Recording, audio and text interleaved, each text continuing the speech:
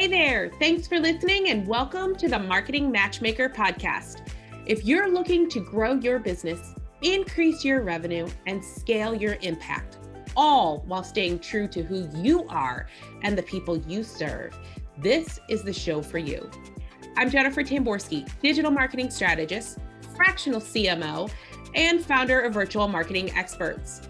My team and I work with 6- and 7-figure coaches, consultants, and online entrepreneurs who are tired of playing the guru game of one-size-fits-all marketing.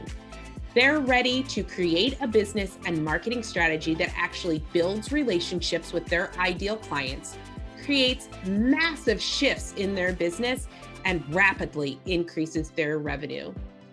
As your marketing matchmaker, I'm going to help you find the perfect marketing match for you. This show will teach you how to reach your ideal client, connect with your audience, build that perfect relationship, and generate more revenue. All through a process I like to call dating your ideal client. Now let's go have some fun. Hey there, welcome back to the Marketing Matchmaker. In the last several episodes, we've been diving into the Virtual Marketing Experts process, what I like to call dating your ideal client. Today, we're going to cover the area that I call keeping the romance alive. I find that this is a step that a lot of online business owners skip altogether. And it's a step, if done correctly, could significantly impact your revenue. During our last several episodes, we covered the introduction phase, which is the strategy, the flirting phase, which is really about warming up your audience with valuable content and creating visibility. The dating phase, all about creating that relationship with your ideal client. And in the last episode, we discussed the commitment phase where you get to actually bring in money. If you haven't had a chance, I'd encourage you to head over and give those episodes a listen. So the keeping the romance alive phase is all about just that. In every relationship, even after the commitment, when you have married or you're in a lifetime commitment with someone or even just a long-term dating commitment, there's this stage of your relationship where you focus on really keeping the romance alive in your relationship. And in business, it's very similar that you get to focus on scaling your business and creating additional value for your clients. I'm going to start today with the scaling and optimizing portion of your business. This really focuses on those numbers we've been talking about. It's really learning to understand if your funnel is ready to scale and if your business is ready to scale. Without this understanding, without the knowledge these numbers provide you, it's really hard to know if your marketing has been successful. Always remember, marketing is both an art and a science, which means if you're not looking at your numbers and analyzing them, how do you know if what you're doing is working? This step really helps you to understand if it is time to scale your business or if it's time to really look at your funnel and see where some leaks might be. So taking the data from steps 2, 3, and 4, from the flirting stage, the dating phase, and your commitment phase, you get to take the data from those 3 steps and look at how your funnel is performing as a whole. You're looking for gaps. Are there places you need to improve, or are you getting a positive ROI and you really get to step on the gas in the funnel and start bringing in more and more leads? So what are you looking for? You're really looking at If you're doing paid traffic, things like your cost per lead. How much does it take you to bring someone in the door? If you're doing Facebook ads, we also look at your cost per click, right? So how much are the ads themselves working? When you look at those two pieces, how much does it cost you to bring someone in? And how many times when someone clicks on your ad, do they convert on your landing page?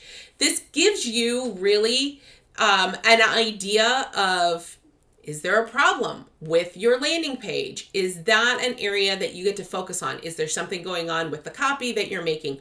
Oftentimes when we start running paid traffic to a client's page, there's optimizing that gets to go on in the funnel itself. So you get to look at the data of people clicking on an ad, landing on the page, and what do they do next. And it doesn't stop there, because it also is looking at your total sales conversion, right? In the past episodes, we were really talking about webinars. So I'm going to take that as kind of a jumping off point when it comes to this. So if you think about a webinar, you're running a webinar, you have a landing page that people are landing on, and you're running paid traffic to that landing page. You look at how much does it cost for someone to click on your ad and land on your page? How many people convert from that landing page into your signing up for your webinar? That helps to give you an idea of what's working and what's not working. Is it the ads that aren't working, or is it the landing page that's a problem? When you take that a little bit further and look at, okay, what happens after you've given the webinar? How many people convert?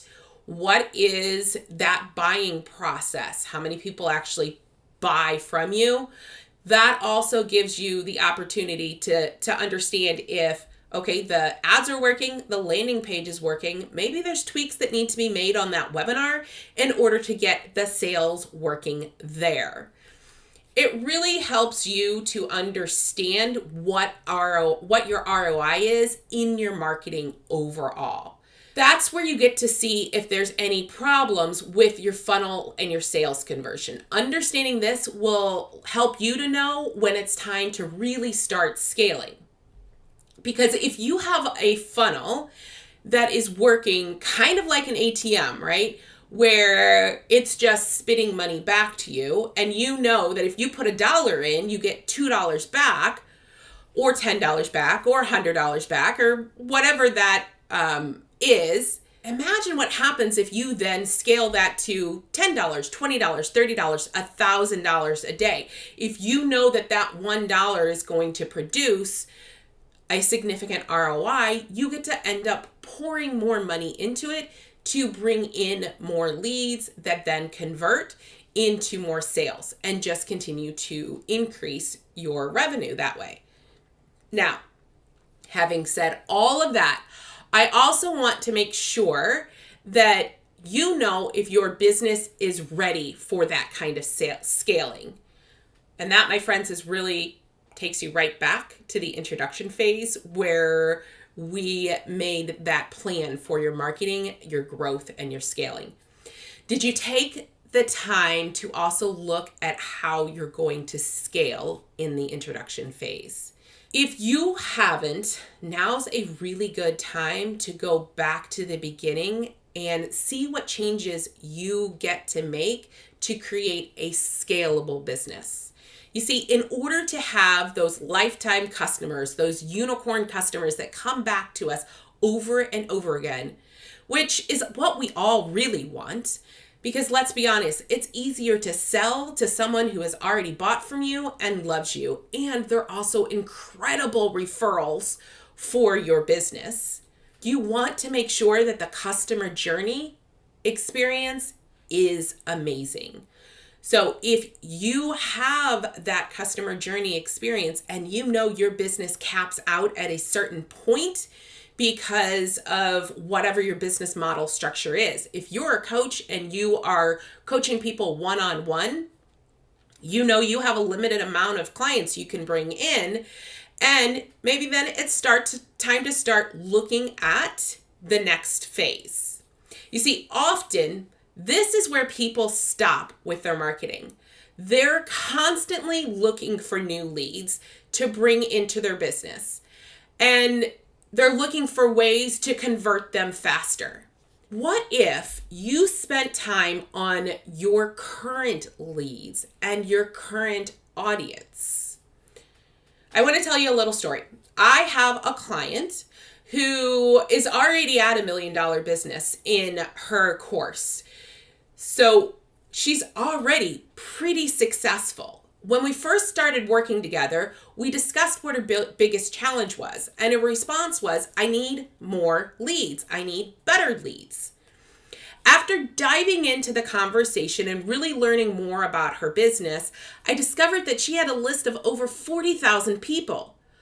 So what she needed wasn't more leads. What she needed was a way to convert the leads she already had. We learned that her conversion cycle, her sales cycle, was sometimes years with her audience.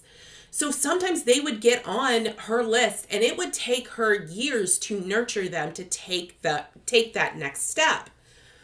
So the question became, how do we shorten that buying cycle? What adjustments could we make to her business that would allow her and her audience to really have a no-brainer price point, a place where they can buy quickly and then scale up from there? Also, how do we set up her business so that she can continue to generate more revenue with the current customer base she had? So for her, it looked something like she's got a current product, a current course that's a $6,500 product.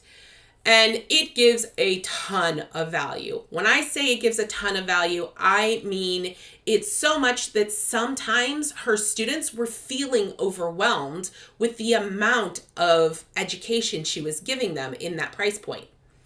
So what we decided to do was really look at that one product and see how we could break it into multiple steps. Because she really had 3 different target audiences. She had that audience that did not know about anything about what she taught.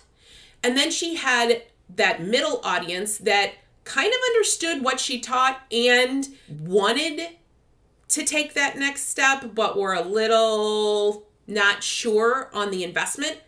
Then she had the third audience, which was really the ones where she got to really scale, which are business owners that needed to take their business from making $50,000 a year to making over 6 figures a year. So understanding that there were 3 separate audiences allowed us to look at her product and go, okay, audience number 1 needs this piece of the puzzle. Audience number 2 needs this piece of the puzzle. And audience number 3 needs all of it and more.